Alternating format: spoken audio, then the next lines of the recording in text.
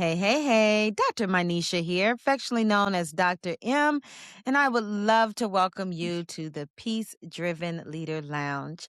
You are in for a treat, you all. I know that I say that often, but I really do mean it. The people that we've been privileged to connect with from all across the planet have one thing in common, and that they truly believe in growth leadership. And so, with that being said, I want to introduce to you Debbie to the lounge. Welcome, welcome.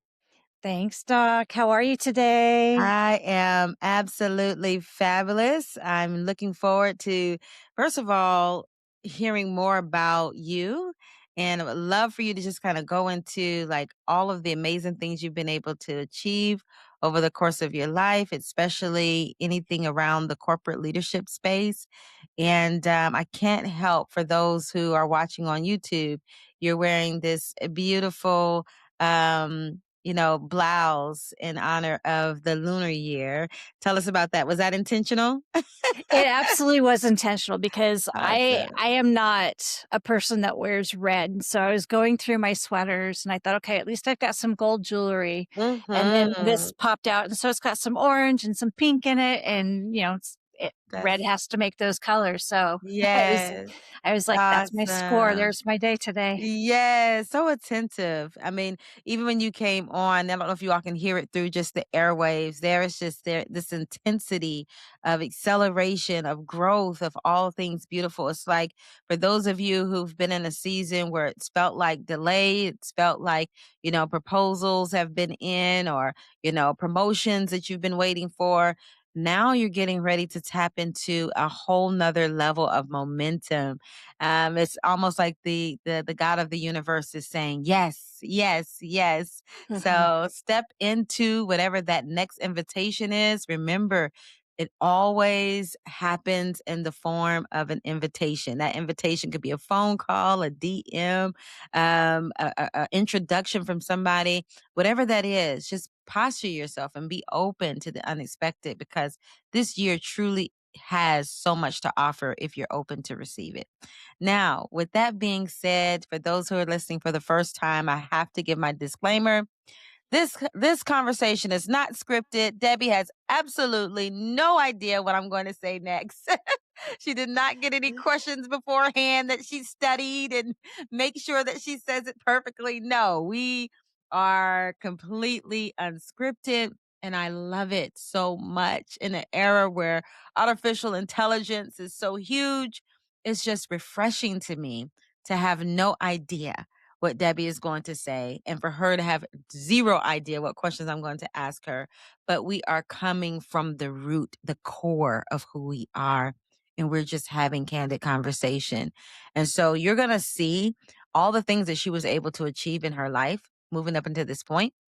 But as we keep talking, you're also going to see that Debbie is human, just like us, with real life happening, And so we can have just real conversations. And I love that so much. By not being scripted, is that we can do that. So buckle up as we get ready to engage in this conversation. If anything is said that ruffles your feathers, this is my leadership advice to you. Lean into the resistance, right? Lean into what it is that's ruffling your feathers. Are you feeling some type of, I don't know if I believe that. I don't know what that's feeling. Why do I feel that way? Listen to your body. You make decisions in your body first, and we want to uncover that because that is the edge of your next level of growth. All right. So, Debbie, welcome officially to the lounge. And Yay. please share with us, tell us as much context as you can about who you are and what you do. Well, I really want to appreciate how you opened up and your disclaimer talks about, this being unscripted. And so as we are approaching our new lunar new year and being a projector and you're telling people to listen and pay attention to where that invitation is, I really have learned in the past year that I go by invitation. So I'm not out here to force anything on anybody. I have to be Mhm. invited in, and that's what resonates for me. Um, Mhm. and I'm living in a town that I was born and raised. I raised my son in this town. Wow. Um, I I thought that I would I don't know, I took an acting class in college and thought maybe I would go to Hollywood someday, and Oh, thankfully I wow. did not. Right? But Okay. That's another story for another arg, day. I'm glad that I didn't. I've been married to my husband almost 30 years. It'll be 30 years in April, so it's Wow. kind of like those one and done things. Yeah. Um, been best friends with my best friend since we were 14 years old, and so I'm very much into having those strong relationships, and those are really important to me. Uh, I had great relationships in all the jobs I've had. I think the best job I ever had was when I worked for Warehouse Records and in the mm, music store. We just had so much fun. We got to know our customers really well. We just melded together as a team. And so is something that also became really, really important to me as mm. I ended up going into adulthood and kind of fell into my semi-adult career. Uh-huh. Um, I I was a teacher for 27 years, and I Oh, don't think that wow. that was, like, my end all be all, so, um, I started out teaching I actually started out working in group homes with kids who had been removed from their homes, and from there, Wow. I went into special education, working with kids who were emotionally challenged and just had um, a lot of that emotional piece missing from their Mhm. lives. And then from there, I went into regular education and retired from teaching sixth graders who, Mm. Bless your feral soul. cats are our favorite, right? Right. And Uh-huh. then once I was given an opportunity to retire early, I took advantage of it. And now I get to be an online spiritual entrepreneur and working with Wow. people on that level. Incredible. You've done a lot of things right in your life because it has when I make a statement like that, let me just say that's a very bold statement. And I try to refrain from using words like right or wrong. Because I always tell you all, if you follow me, you know this, that we all have our own principles, standards, and values. And we make our decisions based off of those truths. And there are truths, right? And so we have to honor everyone's space and their own principles, standards, and values. And so when a person says something is right, don't just take it for face value. Look for the fruit because the fruit is going to tell you what they're basing it off of. They're basing it off of their principles, their standards, and their values. And if their values, principles, and standards align with yours, then absolutely their right can be your right. Right. But what happens a lot of times is that we base where our self worth and our stance against someone else's PSV. And so the reason why I can confidently say that to Debbie is because I've spoken with Debbie and we share a lot of the same values. And one of the things that I had to learn the hard way, lean in really close because she has obviously mastered this and relationships that I struggled with that. I was atypical. I was very like boom, boom, boom, goal oriented, next milestone. So even, saying that you were part of a team where you actually enjoyed going to work.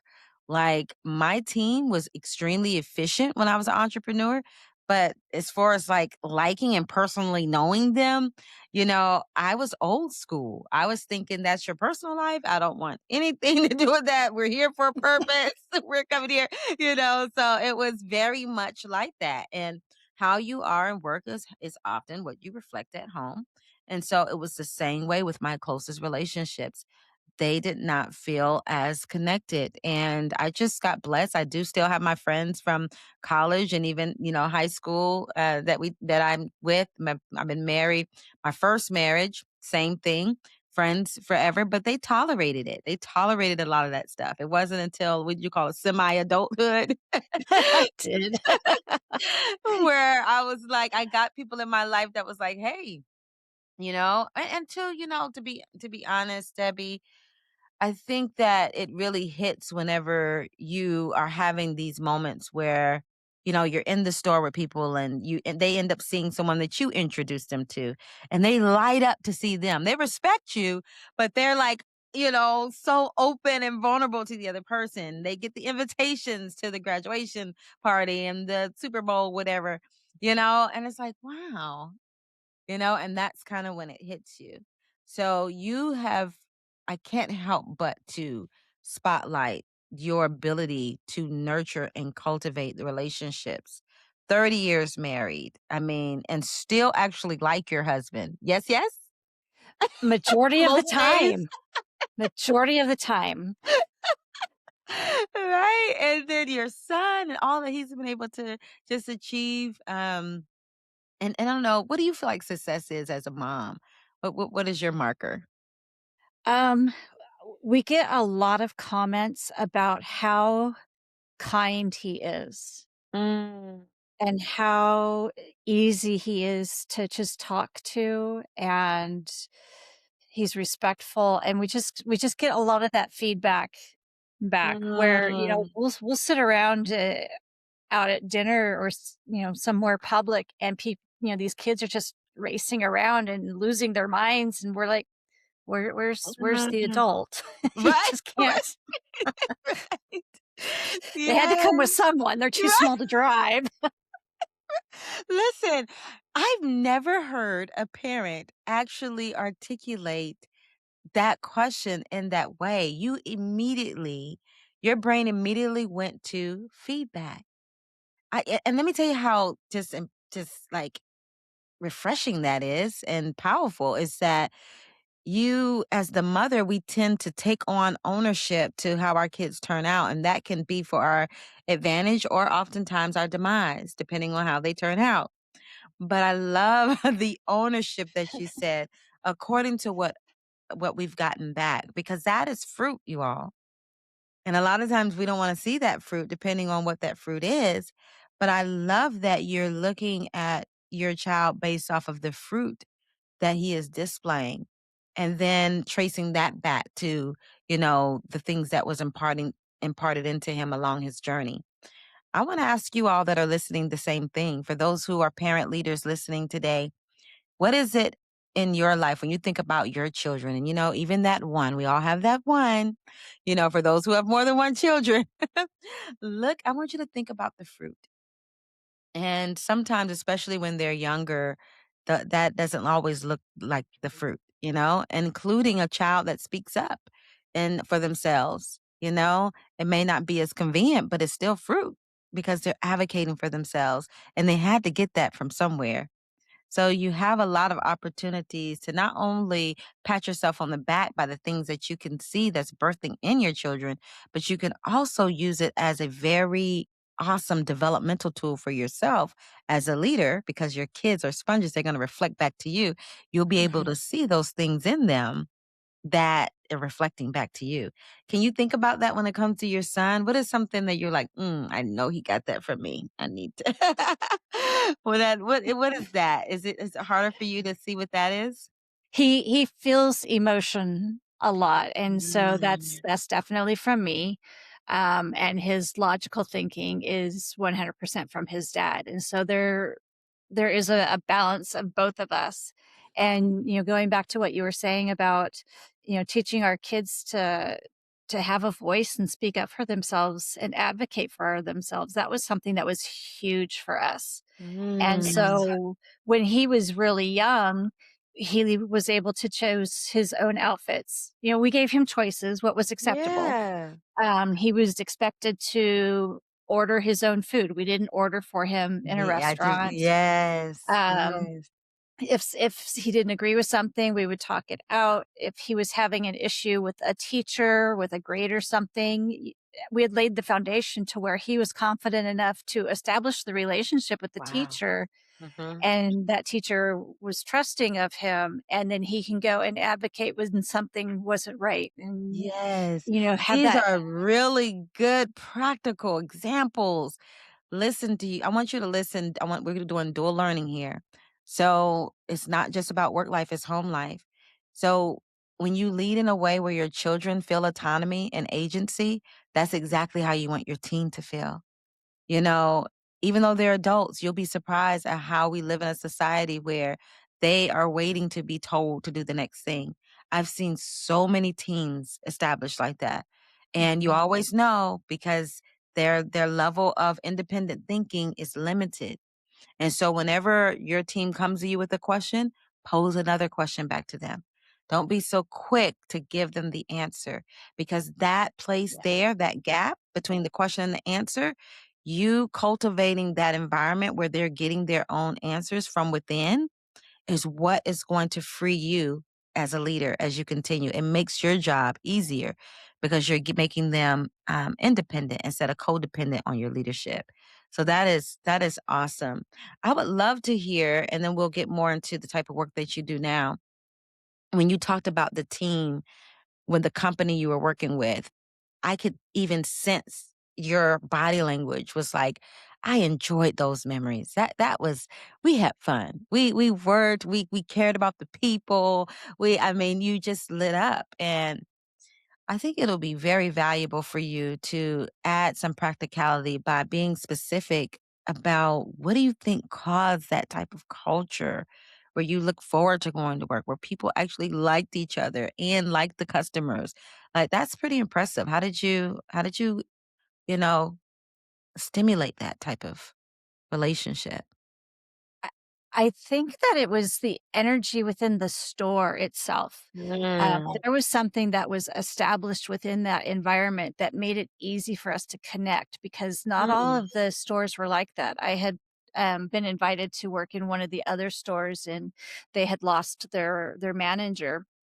And so when I tried to bring in that same kind of energy and do what I had learned from the other store and from a manager that I had admired and been supported with, mhm, they were, like, shut down, and it wasn't mm, it wasn't their thing, and I was overstepping, and there were so many calls to corporate office, and mm, so it was not a good vibe, and so when you walk into a room and you just feel that energy and that surge and that vibe of welcomeness and support and embodiment, it mm, really allows you to be able to open up and feel comfortable to be yourself, to express mm, your opinion, and all of those things. And the same thing kind of goes into working within a school as well. Your principal really sets the stage of the environment, hmm, and if you don't have that support, then hopefully you've got a good team within your grade level to where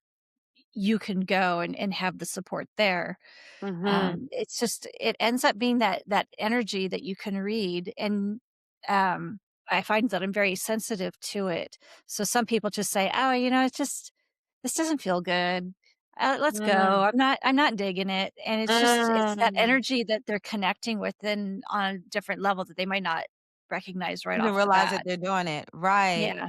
And then so this is very powerful because it really just confirms that a leader, if you are more, are just as attentive as mindset, if you as you are in the environment, like there's certain mindsets that you wouldn't even have to train on or to motivate Mhm. through because the Yeah. environment and the people in the environment begin to do it for you. Like you'll start having people on your team notice someone else on their team had a bad day and they will uplift them before it even gets on your desk because they've Yeah. already done it internally because everybody is like creating this community type feel. Do you feel like it really does make the work better? Like the level of Abs outcome? yeah, 100% because, um, you're if you're in a public setting, your people out there in the public recognize it, if whether it's as just going out and having some fun or in a work environment, it reflects back. It's mirrored back into what the people see. In the Mhm, classroom, it was mirrored back in what, the kids were able to bring inside the classroom. And, mhm, um, when you have somebody that is tuned into you and like you were mentioning, realizes that you're having a crappy day and can mhm, help turn that around because they know what works for you and what resonates for you, mhm.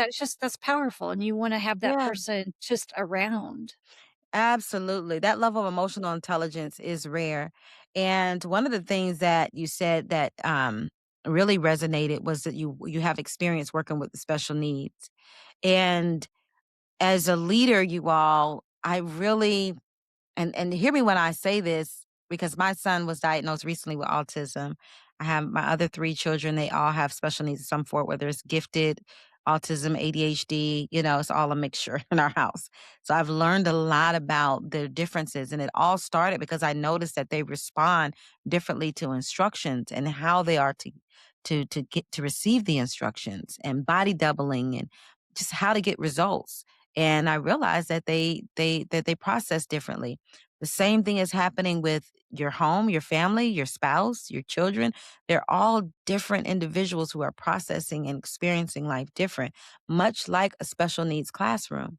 So I feel like you had an advanced level leadership, experience with those children, because just being with, my children who have special needs, there is a deep curiosity and compassion that you have to first observe, the child or the individual, and then what's important to them and to care.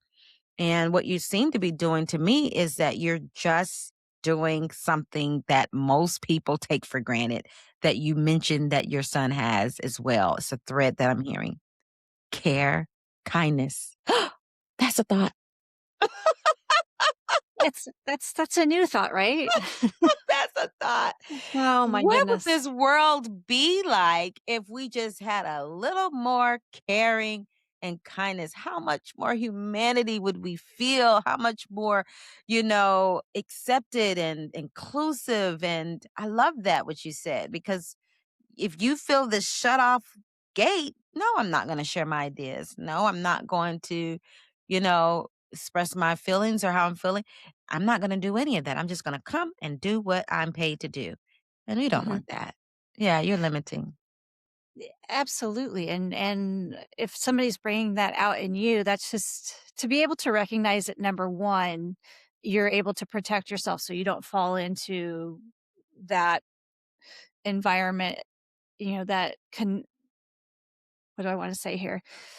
So if somebody's just there for the job, they're just there to get their paycheck, and that's not Mhm. who you are, you're not gonna go with your new ideas and say, "Hey, let's get all excited about this," because 'cause they're gonna be like, Right. "Why?" Yeah. You're gonna Mhm. find the person that's on the team that connects with them, and that becomes your in. And it's not that Mm. it's a manipulation, it's as someone has the ability to bring everybody in for a cohesiveness Yeah, they're the and that connector. togetherness. They are. Yes, they're the connector on the team, and your ability to be able to quickly assess your team, whether it's your children or your team, to see what are their natural gifts, and then serve them, support them so that they can use their gifts. I love the way you emphasize it's not manipulation. The difference is when you understand that the person desires what you're desiring, and you're just revealing to them their skill set that's going to get what it is that they desire anyway. And that's really powerful to be able to see them, and be able to say, okay, they have the relationship, let them introduce the idea. And you don't want to be that leader where people have to literally strategize and have tactics on how to get ideas to you. Like, you It's really not about do. corruption. Yeah, you don't want that. You wanna be able to create this environment where people don't have to put a whole plan of attack to be able to speak to you. That you create this environment where people feel safe. That's what I hear when I hear you talk, Yeah. Debbie, because you know a lot about relationships apparently. You have the fruit, and all of your friendships, your relationship with your son, your marriage is this safety that I don't feel like I'm going to be judged. I feel like I belong without having to change myself or become somebody different, just as I am, and that I matter. You've been able to do a good job at doing that. What does that look like on the friendship side of things? You said you had the same friend for several years. How does that look on that end? It's, it's about having that respect for each other that and recognizing that we don't have the same ideas about everything all the time, but we have each other's back. And Mm. we've got some similar things that we went through with our moms in childhood, and whatever she might have been going through with her mom, I could bring her into my house and vice versa. Um, and it's just carried on. Even when she moved away, we were able to keep that. And it's not that we haven't had issues and disagreements and things. It's Mhm. about the forgiveness. And just Mm. because we disagree doesn't mean we don't love each other. We just didn't see eye to eye on something. And what's more Yeah. important, it's more important to have that person. Wow, that's awesome. I call it disharmony, you know? Whenever there's just a little bit of disharmony, that means that the two principal standards and values are just creating some tension there. That's really where you wanna lean in, much like I share with you all on these podcasts. When you're in a relationship and you step into disharmony, put your curiosity hat on. Imagine if you were to just look at it completely separate from offense and really just got curious to say, huh, what was that made you feel this way? Okay. And they start saying what it is that they did, not in a defensive way, but just really leaning in to say, huh, that's interesting that you took it that way. Because when I had that experience, this is what was happening with me. I feel like that's one of the greatest advantages that my friend and I have is that we remind each other that we think differently. So, Mhm. like, when you do that, it takes the offense off to say, when I said that, what did you hear? You know? And then we just sometimes we laugh like, "Oh my gosh, we're so yin and yang. I totally didn't get that." Like, you're talking about this, meanwhile, I'm over here thinking this, and we make it something that is acceptable and that's okay. You know, I think sometimes, especially in our close relationships, we almost expect for us and we thrive off of the similarities versus growing from the differences, you know? Yeah, and asking a question, like you said, "Hey, what did you think I meant by that?" is so empowering because it really Mhm. diffuses a situation, and somebody has a chance to step back and go, "Okay, why what made that a hot point for me? Yeah. Why did I start, Feel my triggered. Yeah. yeah, 'Cause we all have and triggers, no matter how we do. intelligent we are. What's your Everybody's got a trigger, Debbie? trigger. Yeah. What's your trigger, Debbie? Oh, girl. You know, I'll say I found one recently, and I love to trace it back. I promise you. You wanna get to know yourself. Every trigger you have, you're gonna be able to trace it back to a principle, standard, or value that's being violated. Isn't that cool? That's why I love the PSV so much, because one of my values is honor. And so if my kid or someone says something, they respond in a way that doesn't feel honorable, I'm like, "Excuse me?" You know, "What was that?" Reframe that.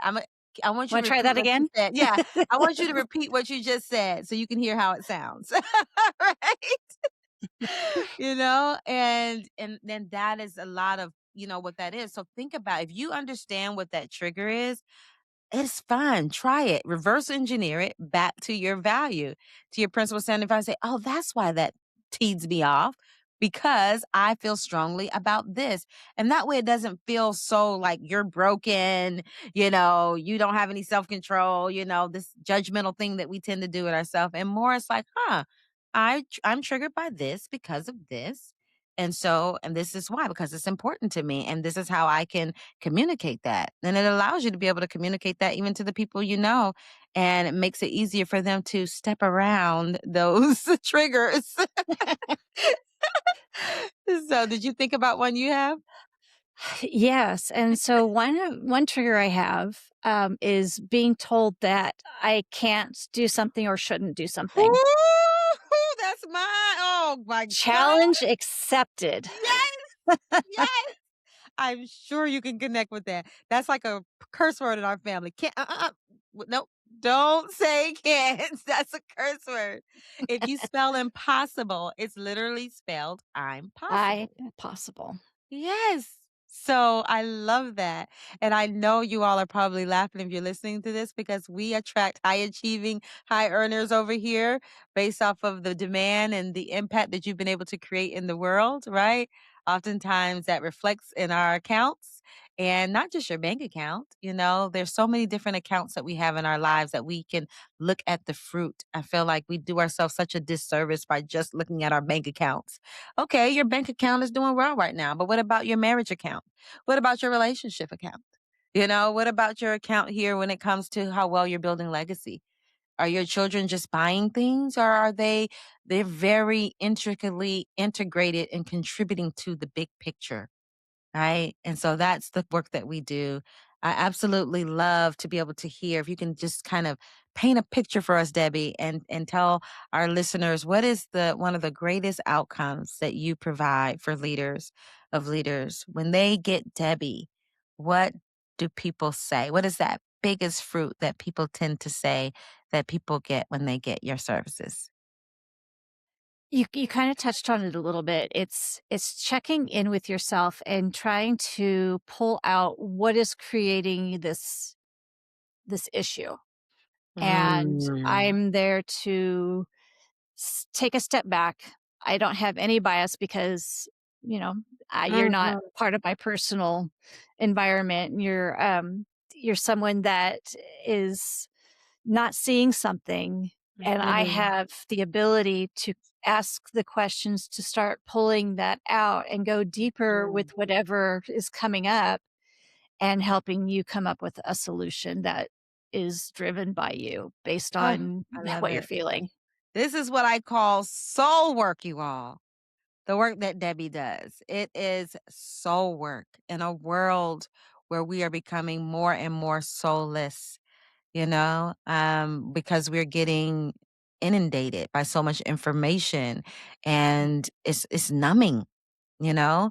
And when you have a conversation with Debbie, you carry this certain energy about you, this non intimidating, loving, open energy that I truly believe creates that vulnerability that's necessary for them to lean in to see what was hidden right there in plain sight, for you to just reveal it to them and say, now, what do we do about this? And have that other question to follow up because questions really do move you from goal setting to soul setting. And that's where the true transformation happens. It's very big, meaningful work. I love it. It's all about shifting the energy because if your energy is focused on what's negative and what's not working, then that's what's gonna reflect back to you, and you're gonna continue to be in that same space. Mm-hmm. I And agree. not knowing how to shift that energy or not recognizing that's what it is that's influencing you, that's a little bit of what I can see. Absolutely. I mean, this studio right now, right here, I was in this phase where I was like, oh my gosh, I don't have any space where I can record. And I began to really step, like you said, get into this energy and this positivity. And I was able to rearrange certain things in my house and create a different environment for my son. And voila, it was here the whole time. And that's often what happens in your work is that you help people to see what was hidden in plain sight the whole time. And I love that because you don't have to have all of these resources and all of that. It's usually right there in your wheelhouse. You just Mhm. can't see it. And it starts within. So I love that. You are like a guide. And so for those of you, if it's your first time listening, and you have not heard of the I Lead We Rise app, you definitely want to download it. I want to celebrate officially, publicly, Debbie. She's an official referral partner. Woo Yay! woo! Inside of the app. So you'll have an opportunity to experience her work firsthand. She also has deeper work that you can do, once you do the app and you answer these questions. The app literally just puts you in this state of like legacy level thinking. It's super powerful. Most of the people who experience the app just in the beta phase are like, I've never been asked these questions before in my entire life. And the reason why that's so valuable is because it is awakening that soul because we're in this cycle of the direct deposit cycle, and we want to be, in order for us to really pull out and make real meaningful impact and work that's beyond, what we do at work. that's when true transformation and real fulfillment is happening, right? You're not going to really feel fulfilled. Money and all that it doesn't create fulfillment. And I'm sure if you're listening to this, you can connect with that. That's why you have so many celebrities who are harming themselves and just giving up, and altering themselves and all types of things, not because of they're making a conscious choice, but oftentimes, not all the time, but oftentimes it comes from a place of just not being tapped into their divine identity. And so that's the work that we're doing over here in the Peace Driven Leader Lounge. Would love to be able to continue this journey with you. Remember, it's not about how much you carry. It's about how well you carry it. And you need professional team. You deserve a professional team to be able to help support you as you do the work, right? That you've been assigned to do. With that being said, I want Debbie to leave you with one message, one highlighting message that you want to leave with the people today. What would that be? It's a new moon tonight. It's a new lunar year tonight. It's a new energy. Embrace it. Sets those intentions of accepting all that's good to come your way. It's Well, on you its heard her. way. That's right. It's here in the now. Receive, accept. It's already here for you. And as we close today, I just want you to know that peace driven leadership is not something you find. You'll never find it. It's something you create, one choice, one decision at a time. And your time is now, right? It's time to create it. I look forward to seeing you on the next episode. Bye bye for now.